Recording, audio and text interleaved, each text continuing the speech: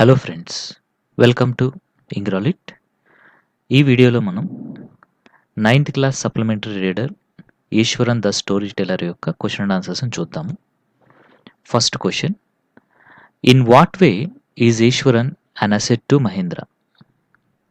దీనికి ఆన్సర్ ఏంటి అంటే, Iswaran was the cook of Mahendra. He would follow him uncomplainingly whenever he was posted. He would cook for him, wash his clothes, and chat away with him. He could weave out endless stories and anecdotes on varied subjects. That's how he was an asset to Mahindra. అంటే ఈశ్వరన్ వచ్చేసి మహేంద్ర యొక్క cook. ఇంకా ఇతను వచ్చేసి ఎలాంటి complaint లేకుండా మహేంద్ర ఎక్కడికి తన పోస్టింగ్ ఉంటే అక్కడికి వెళ్తుంటే తనతో పాటు వెళ్తూ ఉంటాడు. తనకి మంచిగా ఫుడ్ వండి పెడుతుంటాడు, తన బట్టలు ఉతికి పెడుతుంటాడు, ఇంకా తనతో మాట్లాడుతూ కూడా ఉంటాడు. అలాగే చాలా స్టోరీస్ చెప్తూ ఉంటాడు. ఇంకా తన లైఫ్‌లో జరిగినటువంటి ఎక్స్‌పీరియన్సెస్, వాటిల్ని అనెక్డోట్స్ అంటారు. వాటి గురించి డిఫరెంట్ సబ్జెక్ట్స్ పైన చెప్తూ ఉంటాడు. ఈ విధంగా ఈశ్వరన్ వచ్చేసి మహేంద్రకి చాలా మంచి అసెట్‌గా మనం చెప్పొచ్చు. Second question, how does Eswaran describe the uprooted tree on the highway? What effect does he want to create in his listeners? దీనికి answer, Eswaran described the uprooted tree on the highway with his hands held out in a dramatic gesture. He said, "The road was deserted and I was all alone. Suddenly I spotted something that looked like an enormous bushy beast lying sprawled across the road. I was half inclined to turn and go back, but as I come closer, I saw that it was a fallen tree with its dry branches spread out. He wants to create suspense in his listener." అంటే చిన్న విషయాన్ని కూడా ఈశ్వరన్ ఎలా చెప్తాడు అంటే ఒక suspense create చేసే విధంగా చెప్తాడు. ఒక పడిపోయినటువంటి చెట్టు కొమ్మ గురించి తను చాలా ఇంట్రెస్టింగ్‌గా ఇక్కడ చెప్పడం మనం చూసాము. Now let us see the next question. How does he narrate the story of the tusker? Does it appear to be plausible? Let's see the answer. He narrates the story of the tusker in an exaggerated way. He tells that a tusker escaped from the timber yard and began to roam about, tearing up wild creepers, stamping on bushes, and breaking branches at will. It came into the main road and smashed the small shops selling fruits, mud pots, and cloths.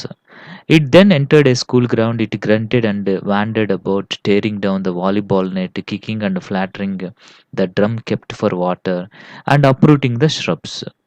Teachers had climbed up the terrace of the school building and helplessly watched the depredations of the elephant.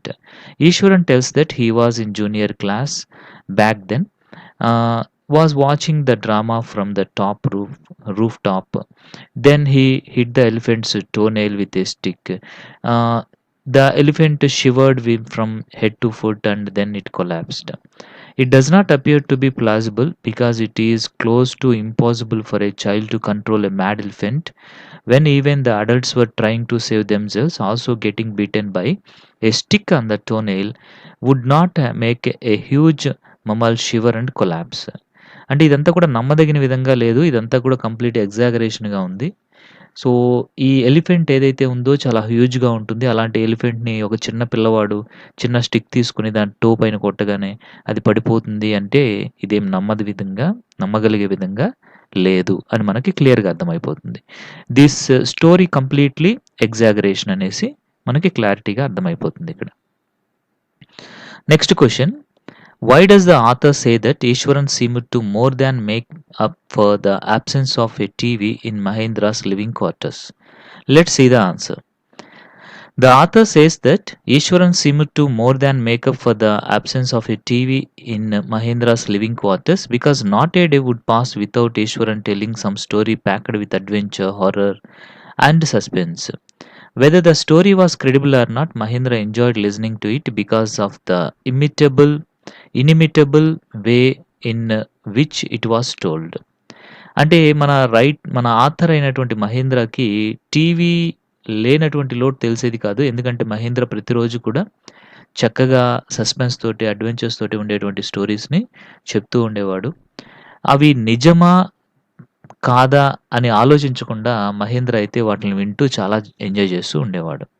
Because అంత చక్కగా మనకి stories చెప్తాడనమాట Iswaran. Now let us see the next question. Mahendra calls ghosts or spirits a figment of the imagination. What happens to him on a full moon night? Let's see the answer. Mahendra calls ghosts or spirits a figment of the imagination when Ishwaran tells that he has seen a female ghost holding a fetus in its arms. One full moon night, Mahendra was woken up from his sleep by a low moan close to his window. He first thought it to be a cat prowling around for a mouse. He was tempted to find the source of the sound, lowering himself to the level of the window sill. He looked out at the white sheet of moonlight outside. Not too far away, there was dark, cloudy form clutching a bundle. Mahendra broke into cold sweat and fell back on the pillow panting. Mahendra మొదట్లో అయితే ఈ దయ్యాలు, భూతాలు ఇవన్నీ కూడా just నీ ఇమాజినేషన్‌లోంచి వచ్చిన production అనేసి ఈశ్వరుడిని తిట్టాడు. బట్ ఒకరోజు ఫుల్ మూన్ నైట్ రోజు ఏం జరిగింది అంటే తనే ఒక సౌండ్ ఏదో వస్తూ ఉంటే ఎవరో ఏడుస్తున్నట్లుగా తను లేచి ఆ విండోలోంచి చూసినప్పుడు తనకి ఒక బ్లాక్ వుమెన్ క్లౌడీ ఆకారం కనిపిస్తుంది. చేతిలో ఏదో బండిల్ కూడా పట్టుకున్నట్లుగా కనిపిస్తుంది. ఆ ఆకారం చూసినటువంటి మహేంద్ర చాలా భయపడిపోయి అలా తన పిల్లో పైన పడిపోతాడు. Now let us see the next question. Can you think of some other ending for the story? In the given story, the climax is that Mahendra is acutely frightened by the possibility of the ghost actually entering his room the previous night. He resolves to leave the haunted place the very next day. In another climax, the story could have ended up Mahendra being more courageous and trying to find out the reality instead of running away from it. He would have found that the entire story was cooked up by Ishwaran and he was the one holding the bundle in the night to scare Mahendra and make him believe his story. అంటే ఈ climax అనేటువంటిది బానే ఉంది. వాళ్ళిచ్చింది కూడా చాలా భయంకరంగా భయం పుట్టేలాగా ఉంది. మరొక రకంగా దీనికి క్లైమాక్స్ చేయమంటే మహేంద్ర ఇంకా కరేజియస్‌గా ఉన్నట్లు, భయపడకుండా అసలు ఇదంతా కూడా ఎవరు చేస్తున్నారని కనిపెట్టినట్లు. సో, తన కుక్ అయినటువంటి ఈశ్వరన్నే తన స్టోరీ నమ్మించే దానికోసము తనే అలా ఒక లేడీలాగా వేషం వేసుకొని వచ్చినట్లు ఇట్లాగా మనం ఒక కొత్త స్టోరీని కూడా ఎండింగ్‌ని క్రియేట్ చేయొచ్చు. మీరు కావాలనుకుంటే ఇంకొక డిఫరెంట్ ఎండింగ్‌ని కూడా మీరు క్రియేట్ చేయొచ్చు. It will be your wish అనమాట. మీరు ఇష్టం వచ్చినట్లుగా మీకు ఓన్‌గా మీరు కూడా క్రియేట్ చేయొచ్చు ఒక ఎండింగ్ ఫర్ దిస్. నెక్స్ట్ మనం చూద్దాం ఇక్కడ టాక్ అబౌట్ ఇట్ అనేసి ఇచ్చారు. Let's see the question. Is Iswaran a fascinating storyteller? Discuss with your friends the qualities of a good story teller. Try to use these qualities and tell a story అనేసి ఇక్కడ ఇచ్చారు. ముందుగా అయితే I don't want to tell any story here. అదైతే మీరే చెప్పాలి. ఓకేనా? But ఇక్కడైతే ఒక good qualities of storyteller ఏమున్నాయో అవి మాత్రం ఇక్కడ నేను ఎక్స్‌ప్లెయిన్ చేస్తాను. కొత్తగా స్టోరీ ఏదైనా క్రియేట్ చేయాలనుకుంటే మీరే కొత్తగా ఒక స్టోరీ క్రియేట్ చేయండి. You have to say to your friends also that will be good and creates fun. కాబట్టి దాన్ని మీరు ట్రై చేయండి.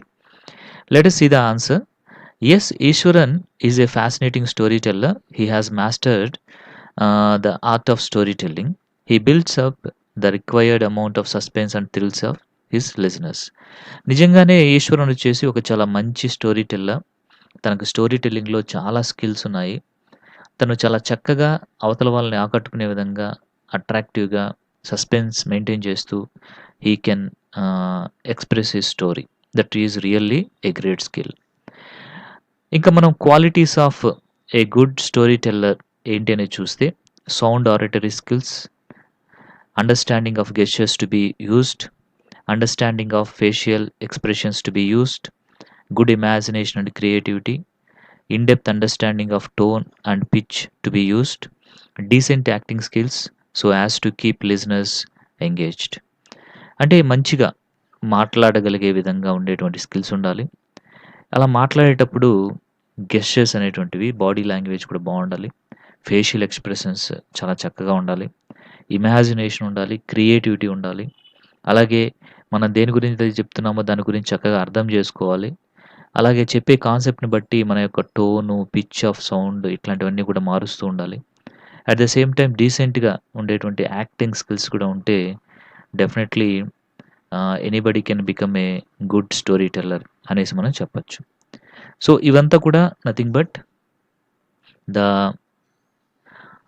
Lesson 'Eswaran the story teller' యొక్క క్వెషన్ అండ్ ఆన్సర్స్. మీకందరికీ కూడా క్లియర్‌గా అర్థమైందనుకుంటున్నాను. Thank you very much.